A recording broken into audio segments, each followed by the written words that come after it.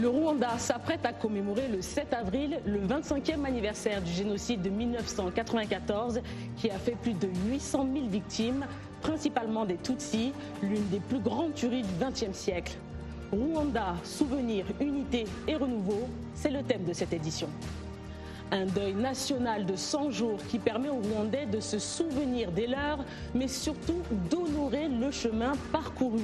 Le pays des 1000 collines s'affiche aujourd'hui comme l'un des pays les plus modernes et développés de la région. Comment se souviennent-ils du génocide ? 25 ans après ce douloureux moment, quel bilan tiré de la politique de reconstruction ? Qu'y a-t-il derrière le miracle économique du Rwanda ? Autant de questions que nous aborderons dans ce Washington Forum.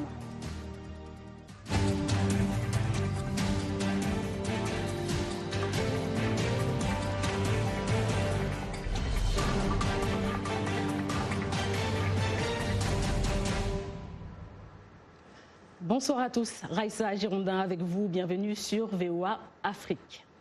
Ce sont au moins 800 000 Tutsis et Hutus modérés qui ont été massacrés dans le génocide déclenché en avril 1994 et qui a duré 3 mois. Et c'est l'arrivée des rebelles du FPR, le Front patriotique rwandais à Kigali, qui a mis fin aux tueries.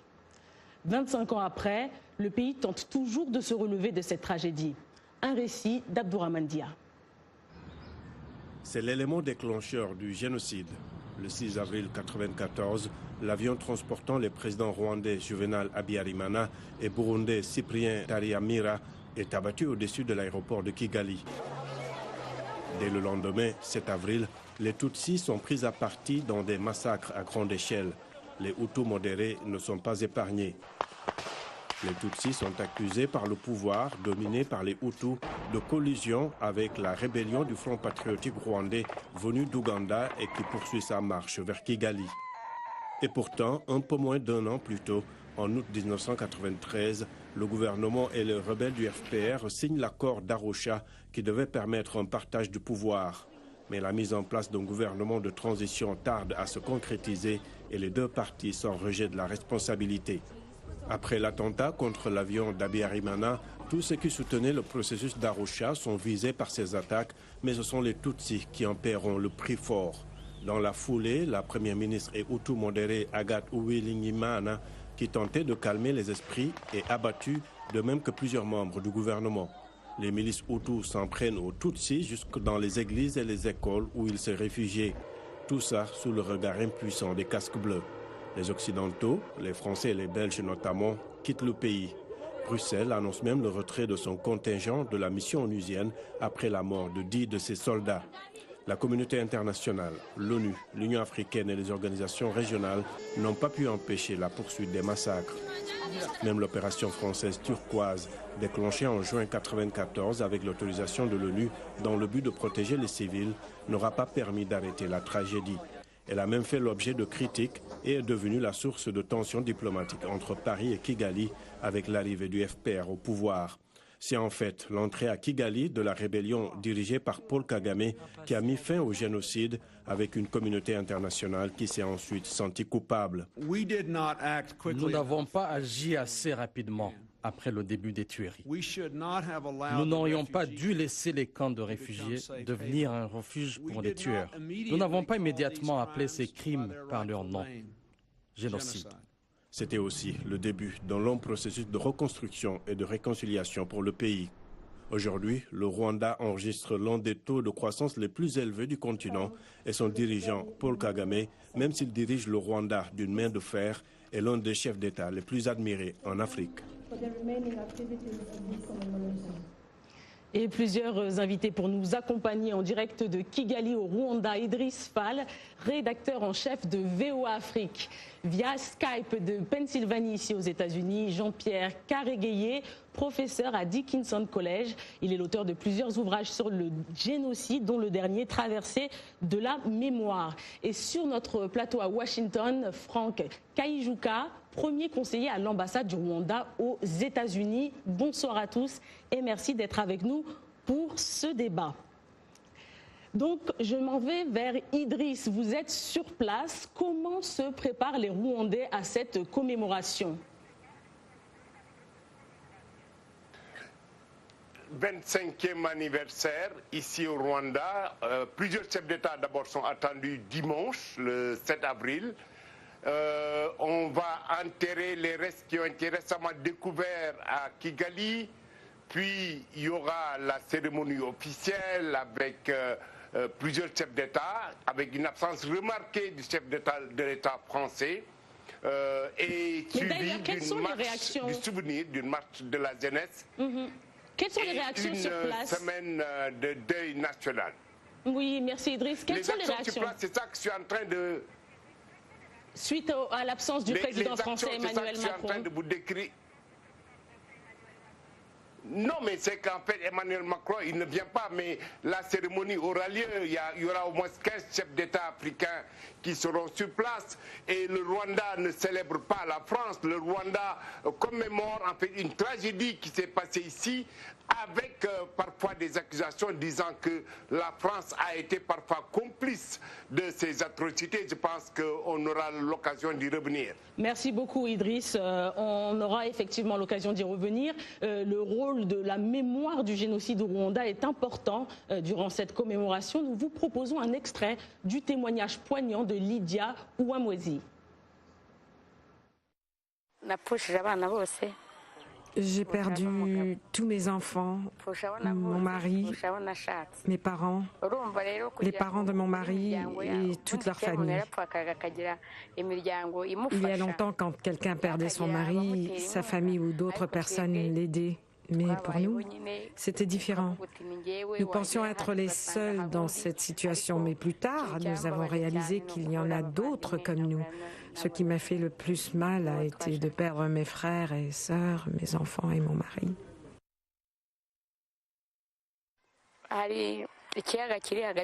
J'étais avec mes enfants quand ils sont morts.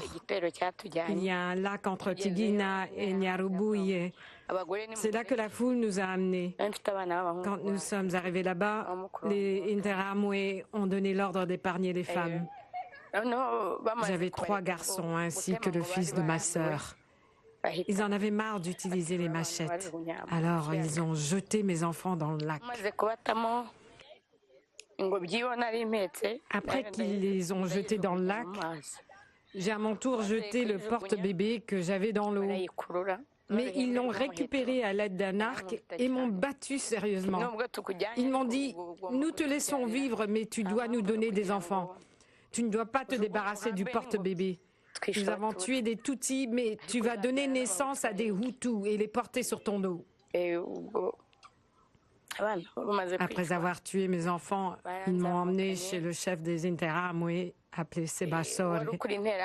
Il m'a violée en public.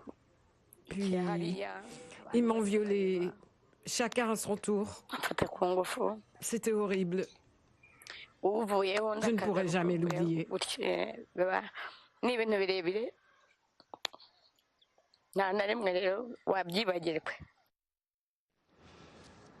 Alors Franck, vous avez vu ce témoignage poignant.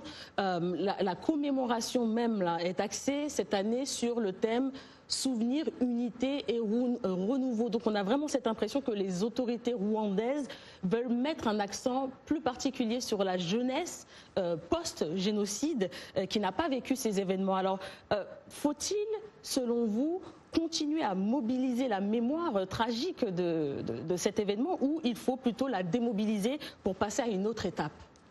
Merci Raïssa. D'abord, je voudrais vous remercier de m'avoir sur ce plateau et me donner l'occasion de faire quelques mises au point. Vous avez remarqué que la plupart, je l'ai même suivi, vous avez dit le génocide du Rwanda de 1994. Je voudrais faire une mise au point parce que récemment, l'Organisation des Nations Unies a adopté une résolution qui met un point final sur l'appellation, tantôt intentionnellement ou innocemment changée. Il s'agit en fait du génocide perpétré contre les Tutsis au Rwanda en 1994. Bien, maintenant, vous m'avez dit... Alors, est-ce que cette mémoire, est-ce qu'il faudrait continuer à justement à repasser ce triste événement, ou est-ce qu'il faudrait passer à une autre étape sur la scène internationale? Qu'est-ce que vous en pensez? Eh bien, Raïssa, nous commémorons le génocide parce que c'est un devoir de mémoire. Et ce devoir est motivé sous 3 angles que je voudrais élucider maintenant. Le premier angle est que nous devons nous souvenir, parce que si vous faites un peu de leçon de l'histoire, le génocide des Tutsis, ce n'est pas le premier génocide qui a eu lieu dans ce monde. Il y a eu un premier, il y a eu un second, et si je me rappelle bien, pendant le second génocide, les nations, tous ensemble, ont adopté l'adage souvent connu du « plus jamais ça ». Je voudrais juste prendre l'avis de Jean-Pierre. Est-ce que vous avez l'impression, Jean-Pierre, que cette année est particulière et qu'on bascule sur autre chose, sur une nouvelle ère mémorielle du génocide? Merci beaucoup, Raïssa. J'aimerais d'abord revenir à certains points qui ont été développés dans votre émission. Donc, le premier élément, c'est la relation qui a été mise entre la mort du président Habyarimana et le génocide, en parlant d'éléments déclencheurs.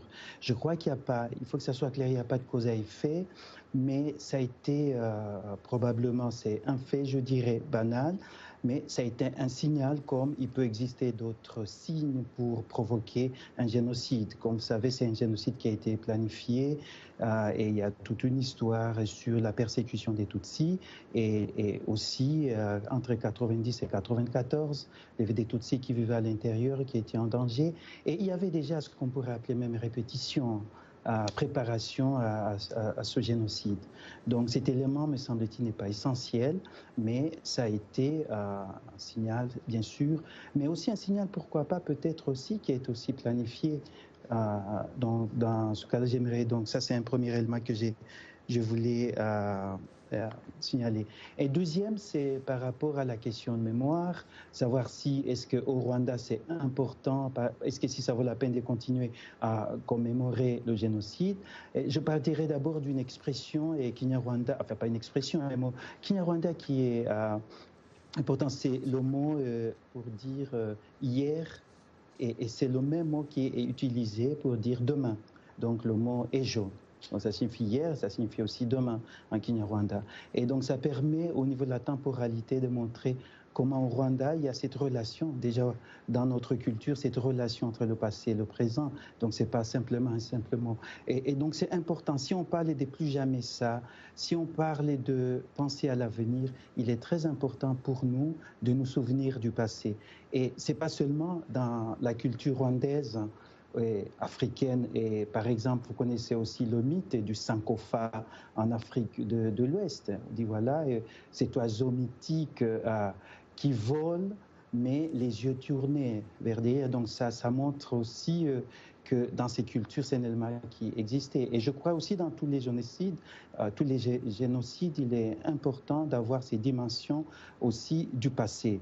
Et le Rwanda, pour répondre donc très rapidement à votre question, et le Rwanda, je crois, après le génocide, le Rwanda a été tourné vers l'avenir. Donc il y a l'avenir, mais évidemment, on ne va pas oublier le passé. Je crois que le président de la République, plusieurs fois, il a rappelé avec cette image du temps, quand il dit voilà, nous ne pouvons pas retourner nos montres vers, disons, derrière, mais ce que nous pouvons faire, c'est décider de notre avenir. Merci Jean-Pierre. Merci. Je me tourne vers Idriss Fall parce qu'il a parlé du passé, il a fait allusion à la France. C'est vrai qu'il y a ce grand débat qui a été soulevé sur l'implication de la France et notamment son refus de déclassifier certaines archives. Alors, pouvez-vous nous expliquer, Idriss, qu'est-ce qui se passe et quel est l'objet du contentieux ? Le contentieux, il date du gouvernement de Juvenal Habyarimana, qui a été soutenu par la France. On sait, il y a même beaucoup de journalistes qui ont dit que pendant le génocide, la France a armé une partie de l'armée, l'ancienne armée rwandaise, et Pendant que le FPR est en train de descendre vers Kigali pour arrêter le génocide, la France a introduit une résolution aux Nations Unies pour lancer l'opération dite turquoise. Cette opération a permis à ceux qui ont perpétré le génocide d'aller trouver refuge dans l'ancien Zaïre et même pas loin de la frontière rwandaise, parce que le plus grand camp de réfugiés au monde se trouvait aux portes de Goma et que plus tard, 2 ans après, ça a déclenché une deuxième guerre. Donc la France, il y a un contentieux, un passif. Un certain juge Bruguière avait inventé que c'est l'armée du FPR qui avait descendu l'avion, et je pense que tout récemment, la France a abandonné en fait toutes ces sortes d'accusations, et que donc déclassifier en fait les dossiers de l'armée française, c'est peut-être remettre en question l'armée française, ou bien donner les preuves de son implication. Et ça, je ne pense pas que M. Emmanuel Macron ni un autre président avant lui qui pouvait s'appeler même François Mitterrand qui était là pendant les génocides pouvait en fait faire cette démarche-là. Je pense que ça va prendre du temps. Il y a eu quelques choses, des évolutions positives. Kigali et Paris ont rétabli quelques relations. Kagame est parti là-bas. Il y a eu un ancien président français qui est venu ici en 2011.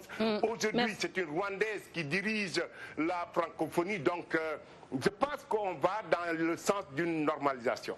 Merci beaucoup Idriss, et comme m'a dit mes invités, on ne va pas rester sur le passé, on va regarder vers l'avenir. Donc Washington Forum revient après une courte pause. On parlera du Rwanda 25 ans après.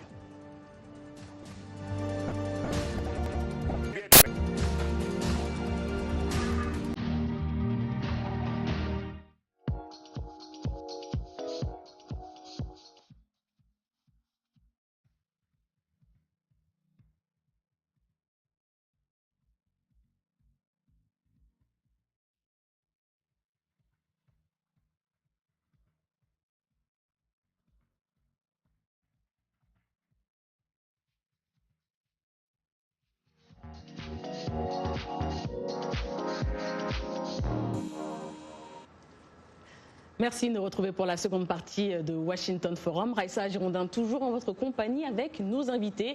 En direct de Kigali au Rwanda, Idriss Fall, rédacteur en chef de la VOA, via Skype de Pennsylvanie, ici aux États-Unis, Jean-Pierre Kéréguéié, professeur à Dickinson College. Et sur le plateau, donc, on a à Washington Franck Kaïdjouka, premier conseiller à l'ambassade du Rwanda aux États-Unis. Alors le Rwanda fait désormais figure de modèle en Afrique avec un taux de croissance de 8,6% en 2018. Il a pourtant peu de ressources naturelles et a été ravagé donc par 25 ans de guerre civile. Alors Franck, quel bilan peut-on faire des politiques de reconstruction menées par le gouvernement? Merci Raissa. Le bilan va plutôt dans le bon sens. Nous avons fait tout ce qui était possible pour ne pas rester prisonniers du passé. Et nous avons résolu, en tant que nation qui a refusé de mourir, de regarder vers l'avenir et de le prendre avec humilité. Parce que je vous ai entendu dire que le Rwanda est parmi les pays qui offrent les plus beaux résultats de l'Afrique. Pour nous, on n'est pas encore là. On est toujours déterminés à aller de l'avant dans la discipline et dans l'esprit ancré et centré sur le citoyen rwandais. Idriss, en quelques mots très rapidement, vous êtes sur place. Qu'est-ce que vous pouvez dire de cette politique de reconstruction? Je donne un témoignage. Je ne suis pas revenu au Rwanda depuis 20 ans et que j'ai sillonné tous les pays d'Afrique. Je peux même comparer avec l'Afrique du Sud. Ce que j'ai constaté ici à mon retour depuis une semaine, je n'ai vu ça nulle part dans aucun des 54 pays africains en termes de développement, en termes d'infrastructures, de routes, de nouveaux bâtiments, d'électricité et vraiment même de joie de vivre. Merci Idriss. Jean-Pierre, quelle a été, selon vous, la composante clé du FPR, le Front patriotique rwandais, et de son président Paul Kagame pour arriver à un tel retournement économique? Oui, je crois que la guerre même de libération pourrait expliquer le projet, dans ce qui était le projet de société du Front patriotique rwandais, et ce projet n'a pas été cassé par le génocide. C'est vrai, ça a eu des conséquences énormes, et pour les gens, ça a eu des conséquences évidemment énormes aussi pour le Front patriotique, mais cela n'a pas casser cet esprit, bien au contraire. Donc, je crois que le Front patriotique et surtout, je crois, la détermination du président Kagame a joué aussi un rôle très important parce que donc, ce qu'il a fait, je crois, c'est essayer de retourner ce qui était considéré, qui pourrait être une sorte de handicap, donc le génocide, tout ce qu'on a connu, mais en faire aussi un élément important de la construction du Rwanda. Le sens de la guerre, d'abord donc la guerre de libération, et puis deuxièmement, donc il y a la guerre de libération, mais et aussi le développement qui a participé, donc qui a été aussi un des éléments importants dans la reconstruction du Rwanda, mais aussi dans la réconciliation. Donc je crois que cela provient nécessairement des choix opérés par les dirigeants rwandais et auxquels certainement la population rwandaise a dû adhérer. Le FPR, effectivement, s'est battu pendant très longtemps, jusqu'en 1994, contre un régime qui était basé sur un parti unique. Là, aujourd'hui, le reproche qui est fait en fait au FPR, c'est de museler des opinions divergentes. Est-ce que vous pensez, qu'est-ce que vous en pensez? Bon. Il y a un certain nombre, disons, donc ça dépend d'où est-ce que ça vient quand on dit par exemple muser, par exemple les opinions et les opinions divergentes au niveau du Rwanda. Je crois qu'il y a un certain nombre de partis politiques qui opèrent au niveau du Rwanda, mais le plus important, je crois, ce n'est pas vraiment une structure qu'on peut appeler parti politique, mais c'est la façon dont la population adhère au projet proposé par le Front patriotique rwandais et les partis qui sont au gouvernement. Et je crois que ça, c'est beaucoup plus important. Chaque citoyen rwandais, par exemple, le fait que plus de 90% de la population, donc des gens qui ont souhaité, qui ont voulu que le président Kagame reste là, et vous avez suivi vous-même le témoignage de votre journaliste qui est là. Donc, c'est qu'il dit, mais c'est ça ce que les Rwandais vivent, et c'est ça ce qui explique leur choix. Merci beaucoup, Franck. Comment le Rwanda a fait pour dépasser cette notion d'ethnicité? Tout simple, parce que la notion d'ethnicité n'a pas marché. Nous avons vécu, le pays a vécu dans cette ambiance pendant plus de 3 décennies. Et il a accouché de quoi? Imaginez, d'un génocide. Il y a eu un bain de sang. Alors, simplement parlant, parce que le temps ne nous est pas vraiment imparti, la seule solution et la bonne aurait été de chercher à faire les choses autrement. Parce qu'en adoptant la politique divisionniste qui a marqué le Rwanda pendant plus de 30 ans, nous allions dans la même direction. Et beaucoup d'experts, beaucoup de philosophes, ils vous disent souvent, si vous voulez changer les choses, faites-les différemment. Et c'est ce qu'on est en train de faire, et c'est ce que le Rwanda continuera de faire. Merci. Donc, Idriss, cette stabilité et ce miracle économique survivront-ils au-delà du président Paul Kagame, selon vous? Ok, Raissa, je me permets de donner un seul exemple. Je suis originaire du Sénégal, mais de Dakar jusqu'à Mogadiscio, de Alger jusqu'à Cape Town, j'ai été dans beaucoup de villes et à Kigali, c'est la seule ville où un policier ne m'a pas arrêté pour me demander de l'argent. Le policier qui t'arrête, c'est que tu as fait quelque chose et tu ne lui payes même pas une fanta. C'est quelque chose qui est fantastique, qu'on ne voit nulle part sur le continent, ni à Dakar, ni à Bamako, ni à Niamey, ni à Abidjan. C'est-à-dire, cette lutte contre la corruption, c'est visible, c'est palpable. Et je pense que c'est un élément qui fera de ce pays quand même faire de grands pas à l'avenir. Merci. Jean-Pierre, est-ce que vous pensez, qu'est-ce que vous en pensez? Est-ce que vous pensez que cette stabilité survivra au-delà de Paul Kagame? Est-ce que je peux revenir un tout petit peu à cette question sur l'ethnicité au Rwanda? Oui. Je sais qu'il y a beaucoup de pays, enfin surtout ici en Occident, et qui nous reprochent d'avoir supprimé, soi-disant supprimé la mention Tutsi ou Tutwa au Rwanda, et en insistant sur la dimension ou le fait d'être rwandais. Donc, ce que les gens oublient, c'est que ces trois catégories qui sont des constructions coloniales, nous les portons comme des cicatrices coloniales pour nous. Nous les portons que c'est une archive coloniale. Et ça produit, c'est que ça produit donc le génocide.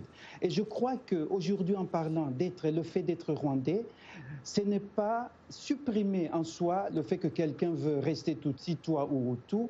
Cela signifie simplement que ces acceptions n'auront plus un sens légal au Rwanda. Donc c'est un fait privé, social, culturel, si on veut le garder. Mais aujourd'hui, le plus important, c'est cette appartenance à la nation rwandaise. Ce qui est plus important aussi, c'est l'individu. Par exemple... J'ai une question pour vous, justement. J'ai une question pour vous. Qu'en est-il de la diaspora rwandaise, ceux qui vivent à l'étranger, en Belgique, en France, aux États-Unis? Est-ce qu'ils sont aussi unis que ceux qui sont au pays sur la question du génocide? D'abord, c'est eux, disons pas eux simplement, mais ils ont construit, ils ont participé énormément à la construction du Rwanda. Je ne connais pas une diaspora africaine aussi dynamique que celle du Rwanda, mais surtout dans la relation avec le pays. Donc si vous voyez des enfants d'origine rwandaise qui sont nés à l'extérieur et qui ont décidé de rentrer au Rwanda, qui font des études à l'extérieur et qui retournent et travailler au Rwanda, et donc ça signifie qu'ils adhèrent à ce projet d'unité. Mais c'est vrai qu'à l'extérieur, avec tout ce qu'il y a comme propagande, avec ce qu'il y a comme négationnisme et aussi représentation du Rwanda, et cela peut créer des doutes chez certains, mais aussi ou ceux qui ont participé au génocide. Donc la moindre chose à faire par rapport au Rwanda, c'est nier le génocide, aussi nier le développement et refuser d'adhérer au projet de reconstruction du Rwanda. Merci Jean-Pierre. Je vous donne le mot de la fin. Alors, est-ce que cette stabilité et ce miracle économique, ils survivront au-delà du président Paul Kagame? D'abord, nous devons être contents parce que le miracle est là. Si je prends vos mots, il est là. Survivra-t-il? Oui, parce qu'il ne vient pas d'un homme. Ce miracle vient d'une combinaison d'efforts, une conjugaison d'efforts entre les gouvernants et le peuple. Je ne sais pas si vous avez remarqué, Idriss Fall, vous l'avez mentionné tout à l'heure. Si vous allez au Rwanda, vous vous rendez compte de la complicité qui s'est développée entre le peuple et ses dirigeants. Il est rare, Raïssa, que tout un peuple ait confiance en ses institutions, et surtout en Afrique. C'est ce que le président Paul Kagame a essayé de faire pendant qu'il a encore en charge les affaires de l'État. Merci. Idriss Fall, je reviens vers vous pour le mot de la fin. Vous voulez ajouter quelque chose pour clôturer le débat? La jeunesse du Rwanda qui fait 60 à 70% de la population, ils sont tous nés après le génocide. J'ai parlé avec beaucoup de jeunes qui ont entre 20, 21, 22 ans. Et le discours, c'est oui, nous n'oublions pas, mais nous nous tournons vers le futur. Parce que c'est nous l'avenir du Rwanda et c'est nous l'avenir du continent. Merci donc, Idriss. On ne peut pas oublier ce qui s'est passé en 1994. Du continent. On construit l'avenir. Merci beaucoup Idriss pour le mot de la fin. Et oui, c'est la fin du débat, donc merci à tous nos invités, Idriss Fall, Jean-Pierre Karegye et Franck Kaïjouka. Vous pourrez retrouver cette édition sur notre site internet et bien sûr restez connectés sur notre page Facebook. Excellente suite de programme.